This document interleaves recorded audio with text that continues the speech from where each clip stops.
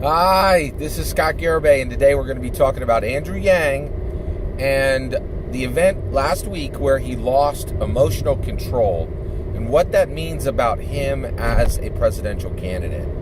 All right, so last week Andrew Yang was attending Everytown Gun Safety, and it was a political event, of course, focused on that topic, right? And this mother comes up and she begins to ask. So he's on stage, he has a mic. This mother comes up, she's given a mic, and she's in the audience, and she's going to ask him a question. So this mother asks him this question, and she prefaces it by saying, years ago, I had a 4-year-old daughter who was lost to this issue, right? And Andrew Yang is like, you can see, he literally opens his eyes wide, and he's paying hyper close attention to this question, right? And he's like, okay, I'm listening, all right. And so she asked this question, and the question is, how are you going to make children's lives safer when we have this situation in America, right?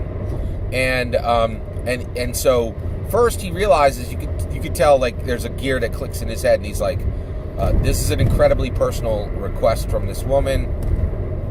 This question is, this is her life, like this is her heart bared, right? So he says, hey, can I give you a hug? Would that be appropriate? There's a lot there, right? He wants to, just acknowledge this personal moment for this woman, and he wants to give her a hug, but he says, is that appropriate, right? And it was very well handled, right? And at that point, he goes down, he gives the lady a hug. He then comes back up to the stage, and he takes about 5 seconds to prepare his answer in his mind, and then he opens his mouth and he cries. He just bawls. He loses emotional control. There's tears coming out of his face. He's a little blubbery, and it's bad. It's a bad look publicly, right? And so he realizes this. He takes a moment, tries to collect himself. Again, gives himself just a couple seconds to go, opens his mouth, and the same thing happens. He loses his emotional control again, right? He has to collect himself. This is 20, 30, 40 seconds, right? In the middle, and there's 100 people in front of him, at least, right? And then he apologizes, right? He says, he composes himself and he apologizes, and he's like, I'm sorry. And then he gives his answer, right? So this is a huge moment. There's a lot here, and I want to unpack it, all right? So the first thing we have to do is we have to talk about the elephant in the room. It's already being discussed on Twitter, right? I'm an Andrew Yang supporter, right? So I see this, and I'm like, oh my goodness, I know the meaning of this, right?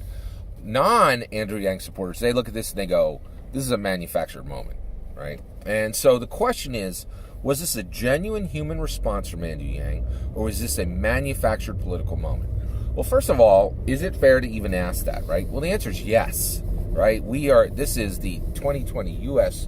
presidential primary Democrat race. This is for king or queen of the world. This is all bets are, in, all stops are being pulled out. This is go time, right? And so, and I will tell you, I do not doubt for 1 second that more than one of the candidates on the stage at the CNN Detroit debate just a few weeks ago absolutely would pull this type of political maneuver. Why I believe this was not a manufactured political maneuver on the part of Andrew Yang. Why do I believe that? I have evidence. So one, I've watched him for dozens and dozens of hours, and Andrew Yang is a really interesting guy. He is a composed person. If you attach the attribute of opposed to Andrew Yang, no one can contest that you are right. He is a composed person. Now, it is interesting. He will break that composure. He will break that emotional control pretty frequently, but he always does it for the same reason. He will do it for levity.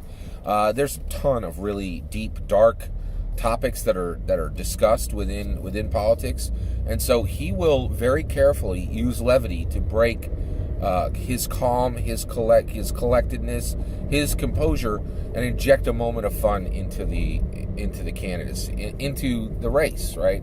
I've seen him do this many times, right? But the reality is, I have never, ever seen him lose emotional control. It is just not, it's not in his playbook, right?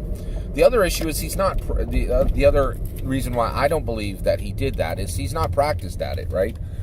You could take a list of all the candidates that were on the CNN Detroit debate night, and you can look at them and you can say, okay, a decade in Washington, 2 decades in Washington, 3 decades in Washington. Washington is absolutely saturated. It's marinated in this type of chicanery, and anybody there either has practiced this themselves or has watched people who are really good at it, right? But that's not the case with Andrew Yang. He did not, he hasn't been marinated in political chicanery for 1, 2, or 3 decades, right? So he doesn't even have the tool set for this. And I will tell you right now, I looked at this and I said, this is a very genuine, very human response. This is real. All right, now, how did I come to be a fan of Andrew Yang? Well, here on my political channel, I wanted to learn about all the candidates. I did a 5-10 minute video, a breakdown for every single candidate, and I did my research to, so that I could just describe in 5 minutes who is this person, what do they stand for, and do they have a chance of beating Donald Trump, right? And when I came out the end of that research, I was like, holy cows. Andrew Yang is a double Ivy League genius who has a top-notch brain. And UBI, as a platform, I realized, okay, UBI is incredibly different. It is a fundamental replacement of the American economic system with a new system. And that, and then that clicked in, and I was like, okay, this double Ivy League genius has a system replacement. Every other candidate is saying, I'm going to go and sit down at the existing system and turn the knobs in a different way than the current president is turning the knobs. And Andrew Yang's like, nope, that ain't what's going to happen. I am going to pull out the current economic system and I'm going to replace it with a new system. Capitalism that does not start at zero. It changes America at the fundamental foundational base level, right? And it only comes from someone with a top-notch brain. And that's why he's got my vote, right? But what I saw at this event was, okay, I already knew he had a top-notch brain. Now what I saw was he has a top-notch heart, right?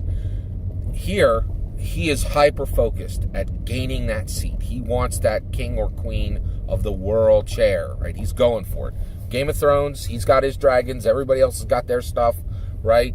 But the reality is, what we saw here is that as he was pursuing his goal, the compassion in his heart overflowed his composure, right? The compassion in his heart overflowed his composure. And I will tell you right now, that means the world to me, because I do not think for 1 second that even half the candidates on that stage have enough compassion in their hearts to overflow their composure, right?